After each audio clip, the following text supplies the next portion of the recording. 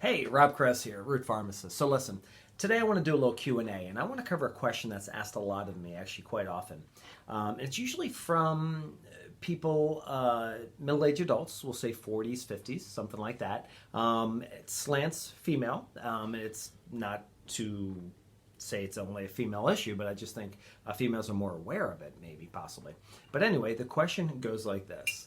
Why can't I lose weight no matter how hard I exercise? Now, I see this a lot, and, where we live, and you're seeing it all over, there's more and more gyms coming up, and people are working their tail off. You see these people going into the gyms at 5 o'clock in the morning, and, it's a real kind of, it's certainly a big social support group, which is awesome, but they're working really hard each and every day, and it seems like they're only treading water, even worse yet, going backwards.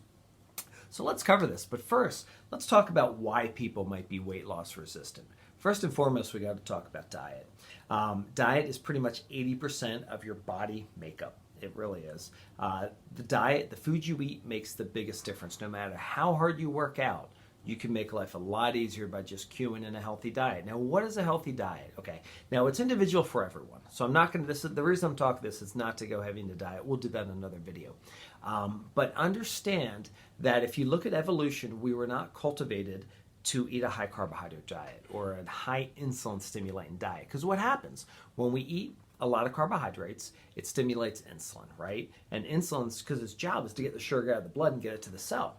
Now, insulin itself, if we keep keying it up, we become resistant to it. So then the body thinks we would need more. Well, insulin's a fat storing hormone. So if your insulin's high, you're not going to be burning any fat. So how do we become a fat burner with ease? Well, briefly on diet, take a look at your carbs. Generally, probably 100 grams a day. If you want to lose weight, 50 to 100 is going to be your target zone. I would key that in. Watch out the proteins. Don't take too much proteins. We can do another video on this. The target for proteins are going to be about 0.7 grams per pound of lean body mass. And then you just want to top off with fat, okay? Healthy fats, because that's going to get you fuller faster. All right, now, step 2. Could be stress. You heard about the whole thing. Elevated cortisol, adrenals, stuff like that. Elevated cortisol can make you gain weight, especially around the midsection. It's true, but it goes hand in hand with that insulin resistance. So as far as stress, we want to honor that and we want to take the steps it takes.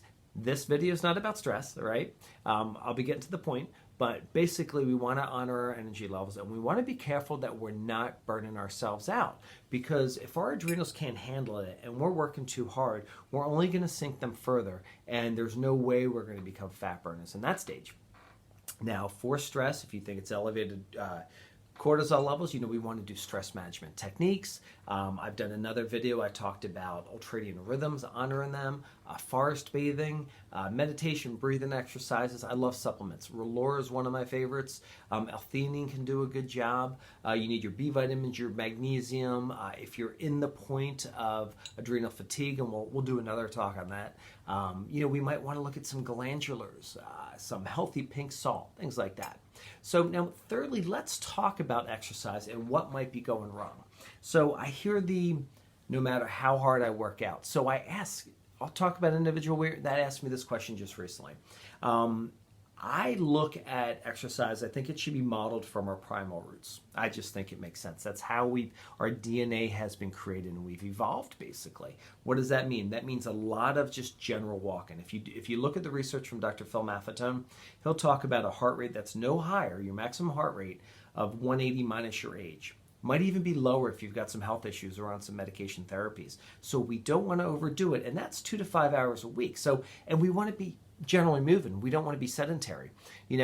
People who go and work out hard in the gym in the morning time, and then they're stationary or sedentary all day, maybe sitting at a desk, or maybe they're driving in a car or sitting in front of the TV, they basically just counteract any of the benefits they got from their exercise. So just regular movement is really important. Getting up and down, stand-up desks, things like that actually have shown to enhance the metabolism. So the general walking, that should be the bulk of it. Get out there and move every day. Consider getting out in nature. We know the benefits that the forest bathing and green spaces can have, right? Well, now we also want to build muscle. We want to build strength. So maybe 2 to 3 days a week, we want to do weight-bearing exercises. We like full isolation or full movement. So whether it be planks, push-ups, pull-ups, at the obviously scales and rates to meet your health condition. That is a great way using your own body weight to start to build and strengthen body mass. It really is. You do that 2 or 3 times a week. Then maybe once a week you might want to get into sprinting. You can throw in maybe a Tabata workout. Something like that, because what this is going to do, this is going to really enhance the muscle fibers of the body. It's going to enhance your growth hormone. It's going to really basically add longevity to your genes. I mean, your genes are designed for health that way. So sprinting, once again, start at your own rate. But here's the thing, with a person I was talking to that asked me that, they told me they do sprinting exercises, and I asked them how often and how long.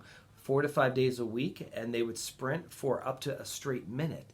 That is straight burnout. What we're doing here is we're just killing, and this is what I'm getting to with this whole thing here, with this too much working out I think people do, because it really doesn't have to be that hard.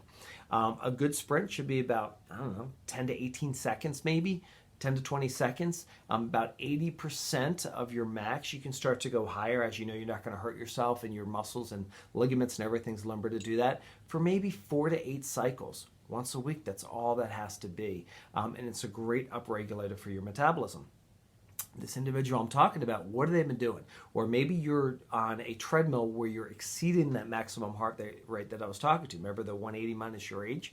Well, what you're doing is you start burning glucose to power yourself, or blood sugar, right? And not fat. The goal is we want to keep it at that level, so we're just burning fat. If we go too high and we basically exercise too often, too aggressively, we become sugar burners out of necessity. We're going to actually get our body to get the glycogen out of the liver to dose some sugar into our bloodstream to give us immediate energy. We might actually go through some gluconeogenesis, which is basically breaking down proteins and even muscle, basically to fuel it, if we're sugar burners that way. Think about people who go to a gym, right? And they do a strenuous workout.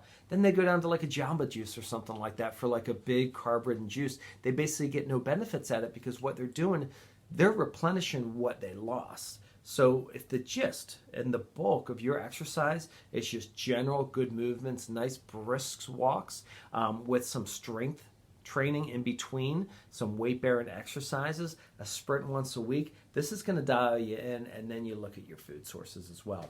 Very important here. So it's all about the sugar burner, fat burner. So I hope this gave you some good information, maybe answered some questions. Check us out on the website connections here. And, please keep us with the channel here. Subscribe for healthy vibes, and talk to you soon.